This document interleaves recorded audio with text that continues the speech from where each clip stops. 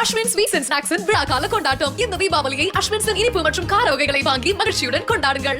முதலமைச்சர் ஸ்டாலின் சென்னை தி நகரில் தெற்கு உஸ்மான் சாலை மற்றும் சிஐடி நகர் பிரதான சாலையை இணைக்கும் வகையில் 164 கோடியில் கட்டப்பட்டுள்ள மேம்பாலத்தை திறந்து வைக்கிறார். அந்த காட்சிகளை முதலில் பார்ப்போம். நகராட்சி நிர்வாகம் மற்றும் குடிநீர் வழங்கல் துறை அமைச்சர் அவர்கள் நினைவு பரிசு வழங்கி மரியாதை செய்வார்கள்.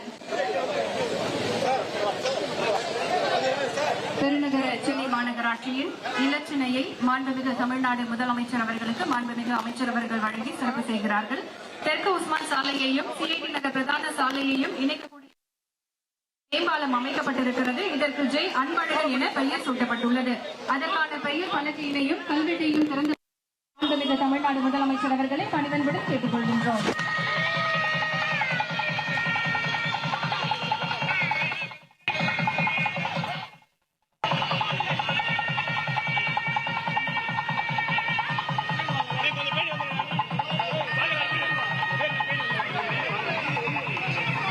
தற்போது மாண்புமிகு தமிழ்நாடு முதலமைச்சர் அவர்கள் திறந்து வைத்திருக்கக்கூடிய ஜே அன்பழகன் பாலம் பற்றிய குறும்படத்தை இப்போது பார்க்கலாம். மாண்புமிகு தமிழ்நாடு முதலமைச்சர் அவர்கள் சென்னை தி நகரில் தெற்கு உஸ்மான் சாலை மற்றும் சிஐடி நகர் பிரதான சாலையை இணைக்கும் வகையில் கட்டப்பட்டிருக்கக்கூடிய மேம்பாலத்தை முதலமைச்சர் மு க ஸ்டாலின் திறந்து வைத்திருக்கிறார். அந்த காட்சிகளை பார்த்தோம்.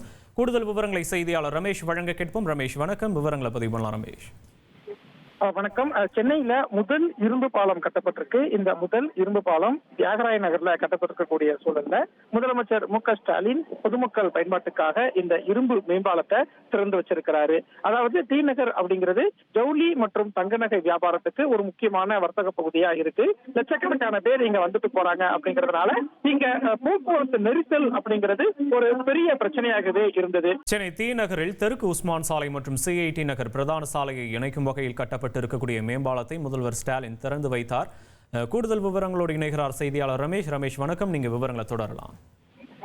164 கோடி ரூபாய் செலவுல சென்னையில முதல் முறையா இரும்பு மேம்பாலம் கட்டப்பட்டிருக்கு. இந்த இரும்பு மேம்பாலத்தை தான் முதலமைச்சர் மு க ஸ்டாலின் திறந்து வைத்து இந்த மேம்பாலத்துல பயணம் செய்வதை பார்க்க முடிகிறது. பொதுமக்கள் பயன்பாட்டுக்கு இந்த மேம்பாலம் வந்துவிட்டது. குறிப்பா இந்த டி நகர் அப்படிங்கிறது வட சென்னையை தென் சென்னையோடு இணைக்கக்கூடிய ஒரு முக்கியமான இடம். கோயம்பேடு, அண்ணா நகர், வடபழனி போன்ற இடங்கள் மட்டும் இல்லாம வட சென்னைக்கு உட்பட்ட பெரம்பூர் பகுதி மக்களும் தென் சென்னைக்கு வரணும் அப்படின்னா டி நகர் தான், அந்த டி நகர் டிப்போ தான் ஒரு பிரதான போக்குவரத்து இடமா இருக்கு.